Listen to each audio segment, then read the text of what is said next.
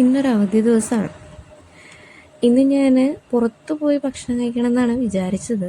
കാരണം എന്താണെന്ന് വെച്ചാൽ, ഒരു ദിവസം ഞങ്ങൾ എറണാകുളത്ത് പോയിട്ട് വരുന്ന വഴിക്ക് ചേട്ടൻ്റെ കടേൻ്റെ ഇപ്പുറത്ത് ഒരു കടയുണ്ട്. അവിടെ കയറി ഭക്ഷണം കഴിച്ചപ്പോൾ എനിക്ക് ഭയങ്കര ഇഷ്ടപ്പെട്ടു. നാടൻ ഭക്ഷണമാണ് കേട്ടോ. അവിടെ പോകണമെന്നായിരുന്നു വിചാരിച്ചത്, പക്ഷേ മടി കാരണം പോയില്ല. ഇത്തിരി ചിക്കൻ ഉണ്ടായിരുന്നു. അപ്പോൾ ഒരു തട്ടിക്കൂട്ടി ചിക്കൻ ബിരിയാണി ഉണ്ടാക്കാമെന്ന് വിചാരിച്ചു. അപ്പോൾ ആദ്യം ഒരു ചീനച്ചട്ടി അടുപ്പത്ത് വെച്ച് ഇത്തിരി എണ്ണയൊക്കെ വെച്ച് ചൂടാവാൻ വെച്ചു. പിന്നെ ഒരു 2 സവാള ഞാൻ അരിഞ്ഞെടുത്തിട്ടുണ്ട്. ഇതെന്തിനാണെന്നറിയാം, നമുക്ക് വറുത്ത് കോരാൻ വേണ്ടിയിട്ട് കേട്ടോ. പണ്ടൊന്നും ഇങ്ങനത്തെ റെസിപ്പിയൊന്നുമല്ല, ഈ വറുത്ത് കോരുന്ന പരിപാടിയൊന്നും ഉണ്ടായിരുന്നില്ല. പക്ഷെ ഇപ്പം ഇങ്ങനെയൊക്കെ കാണുന്നുണ്ട്. ഓരോരുത്തരെ റെസിപ്പിയൊക്കെ നോക്കിയിട്ടാണ് നമ്മളും ചെയ്യുന്നത്. ഞാൻ വലിയ പ്രൊഫഷണലൊന്നും അല്ലല്ലോ. അപ്പം ചൂടായി കഴിഞ്ഞ് കഴിഞ്ഞാൽ നമുക്കതിനകത്തേക്ക് സവോള ഇട്ട് കൊടുക്കാം. സവോള നമുക്ക് നന്നായിട്ട് ബ്രൗൺ കളറാവുന്ന വരെ വറുത്ത് കോരിയെടുക്കണം. ബ്രൗൺ കളറ് നമുക്ക് ജസ്റ്റ് കളറ് മാറി തുടങ്ങുമ്പോൾ തന്നെ ശ്രദ്ധിക്കണം, അത് പെട്ടെന്ന് കരിഞ്ഞു പോകും. എനിക്ക് എന്നും കരിഞ്ഞു പോകാറുണ്ട്. വല്ല കാലത്തൊക്കെയാണ് അതൊരു ബ്രൗൺ കളറായിട്ട് കിട്ടാറ്, അല്ലെങ്കിൽ ടേസ്റ്റൊക്കെ ഒന്ന് മാറാറുണ്ട്. എന്നാലും ഞാൻ ട്രൈ ചെയ്യൂട്ടോ. എത്ര പാളിപ്പോയാലും ഞാൻ ട്രൈ ചെയ്യാറുണ്ട്. എനിക്കിഷ്ടപ്പെട്ടവർക്കൊക്കെ ഞാൻ കൊടുക്കാറുണ്ട്. അപ്പം നന്നായിട്ട് വഴറ്റുക. അപ്പോൾ വഴറ്റാൻ വേണ്ടിയിട്ട് ഇത്തിരി ഉപ്പിട്ട് കൊടുത്തു കഴിഞ്ഞാൽ പെട്ടെന്ന് വാടി കിട്ടും കേട്ടോ. അപ്പോൾ നല്ല ബ്രൗൺ കളറായി കഴിഞ്ഞ് കഴിഞ്ഞാൽ കരിഞ്ഞു പോകാണ്ട് നമുക്കതൊന്ന് വറുത്ത് കോരി എടുത്ത് മാറ്റി വെക്കണം. പിന്നെ ഈ ചിക്കൻ ബിരിയാണിയിലില്ലേ, വേറെ മസാലപ്പൊടികൾ എന്ന് പറഞ്ഞാൽ ബിരിയാണി മസാലകളൊന്നും ഞങ്ങൾ ഉപയോഗിക്കാറില്ല. പകരം എൻ്റെ ബിരിയാണിയിൽ ഇതാണ് ബിരിയാണിക്ക് സ്മെല്ല് വരുന്ന സംഭവം. അതായത് വലിയ ജീരകം, ഇഞ്ചി, വെളുത്തുള്ളി, പച്ചമുളക്, ഇത് 3 കൂടി അരക്കണ്ട, ഒന്ന് ജസ്റ്റ് ചതച്ചെടുത്താൽ മതി. നന്നായിട്ട് അരയൊന്നും വേണ്ട. ആ മണം പോവാണ്ട് തന്നെ ചിക്കനിലേക്ക് നമ്മൾ എടുത്തിടണം. ഇത്തിരി മാറ്റി വെക്കണം. എന്നിട്ട് ബാക്കി നമുക്ക് ചിക്കനിലേക്ക് എടുത്ത് നന്നായിട്ട് മിക്സ് ചെയ്ത് അങ്ങ് വയ്ക്കാം. നമുക്കിത് കിലോ കണക്കൊന്നും പറയാനറിയില്ല. ഞങ്ങളുടെ ആവശ്യത്തിന് വീട്ടിൽ ഇപ്പം അച്ഛനും ഞാനും ചേട്ടനും മാത്രമേ കഴിക്കുള്ളൂ, മോളും വേറെ ആരും കഴിക്കില്ല. അതുകൊണ്ട് ഇത്തിരി ചിക്കൻ എടുത്ത് വെക്കും, വാങ്ങുന്നതിൽ പകുതി എടുത്ത് വെക്കും, പകുതി മാറ്റി വയ്ക്കും, വേറെ എന്തെങ്കിലും ആക്കി വെക്കും. അതിനുശേഷം നമുക്ക് പിന്നെ ഇത്തിരി സവോള, ഉള്ളിയും പിന്നെ തക്കാളിയും മല്ലിച്ചപ്പും ഇടുക. മുറിച്ച് വെച്ചതിന് ശേഷം ഒരു സവോളയാണ് ഞാൻ എടുത്തത്, ഒരു തക്കാളി. മറ്റേത് ഞങ്ങളുടെ വീട്ടിലുണ്ടായ തക്കാളി കേട്ടോ. സൈഡിൽ ഒരു ഡെക്കറേഷനായിട്ട് ഇരുന്നോട്ടെ എന്ന് വിചാരിച്ചത്. അതൊന്നും അല്ല, അവിടെ വെച്ചത് മാറിപ്പോയതാണ്, മാറ്റി വെക്കാൻ മറന്നുപോയതാണ്. പിന്നെ ഒരു കൈ കൊണ്ടാണ് വീഡിയോ എടുക്കുന്നത്, ഒരു കൈ കൊണ്ടാണ് സാധനങ്ങളെല്ലാം പെറുക്കിയെടുക്കുന്നത്. നമുക്ക് വീഡിയോ എടുക്കാനൊന്നും ആരുമില്ലല്ലോ. അപ്പോൾ കുറച്ച് തൈര് ഇരിപ്പുണ്ടായിരുന്നു, അത് ഒഴിച്ചു. അതിനുശേഷം ഞാൻ മല്ലിപ്പൊടിയും മഞ്ഞൾ പൊടിയൊക്കെ ഇടുന്നുണ്ട്. പിന്നെ നമ്മുടെ അതിൽ ഈ സ്റ്റാറില്ലേ, സ്റ്റാറും 2 ഏലക്കായും കൂടി ഇട്ടു. പിന്നെ മല്ലിപ്പൊടി, മഞ്ഞൾ പൊടിയും ഇട്ടിട്ട് നന്നായിട്ട് അങ്ങ് മിക്സ് ചെയ്യുന്നുണ്ട് കേട്ടോ.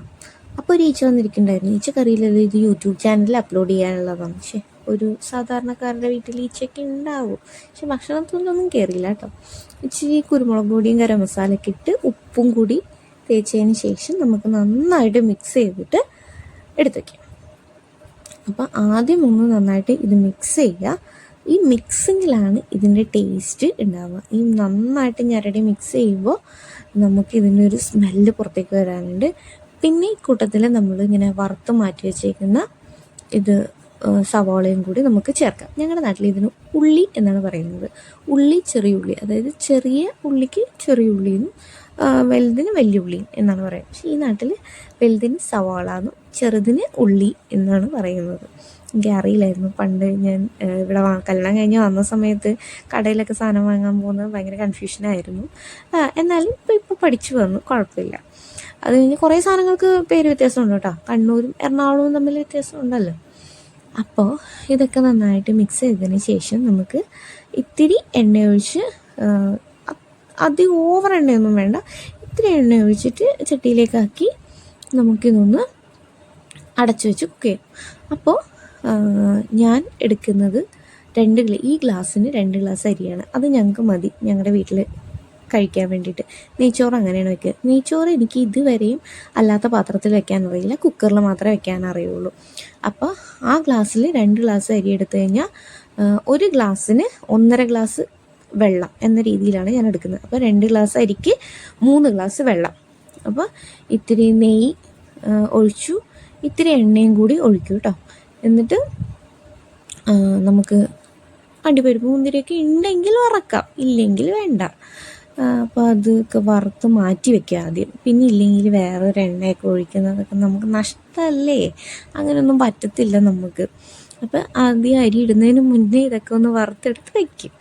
അതിന് ശേഷം അരി ഇടും, അല്ലെങ്കിൽ സ്പൈസസ് ആദ്യം ഇടും. എല്ലാം നമ്മുടെ കയ്യിലുള്ള സ്പൈസസ് ഇട്ടാൽ മതി, അധികം ആഡംബരമൊന്നും വേണ്ട.